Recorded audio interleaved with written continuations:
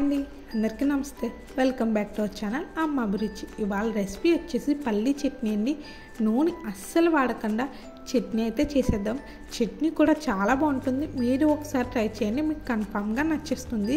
అలాగే ప్రాసెస్ కూడా ఈజీగా ఉంటుంది. ప్రాసెస్లోకి అయితే వెళ్ళిపోదాం. ముందు నేనైతే 1/2 కప్పు వేరుశనగ గుళ్ళను అయితే తీసుకున్నాను. మందంగా ఉన్న గిన్నె తీసుకోవాలి. మంట అనేది బాగా లో ఫ్లేమ్లో పెట్టుకోండి. వేరుశనగ పిక్కలకి పొట్టు ఉడేంత వరకు మంట లో ఫ్లేమ్లో పెట్టుకునే వేపుకోవాలి.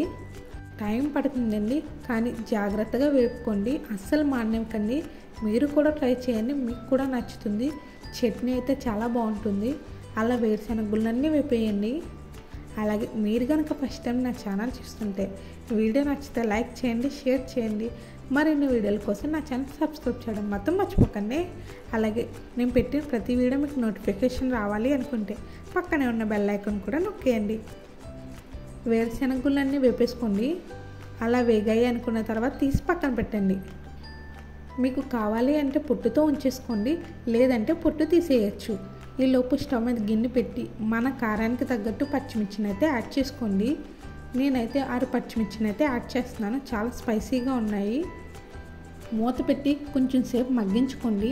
పచ్చిమిర్చి మగ్గాయి అనుకున్న తర్వాత బాగా చల్లారనివ్వండి. ఈలోపు ఒక మిక్సీ గిన్నె తీసుకుని మనం ముందుగా పెట్టుకున్న పల్లీలు, అలాగే ఉడికించి పెట్టుకున్న పచ్చిమిర్చిని కూడా వేసేయండి. 1 స్పూన్ జీలకర్ర, చిన్న అల్లం ముక్క, ఎక్కువ వేయకండి, ఫ్లేవర్ అనేది బాగా ఎక్కువ అవ్వకూడదు. అలాగే 4 వెల్లుల్లి రెబ్బలు, 1 పిక్క చింతపండును అయితే వేసుకోండి.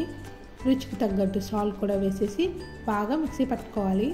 అలాగే తర్వాత కొంచెం వాటర్ యాడ్ చేసుకోండి. వాటర్ యాడ్ చేసుకుని ఇంకొంచెం మిక్సీ పట్టుకోండి. అంతేనండి, పల్లీ చట్నీ అయితే ఒక్కసారి ట్రై చేయండి, మీకు కన్ఫామ్గా నచ్చుతుంది. చాలా బాగుంటుంది.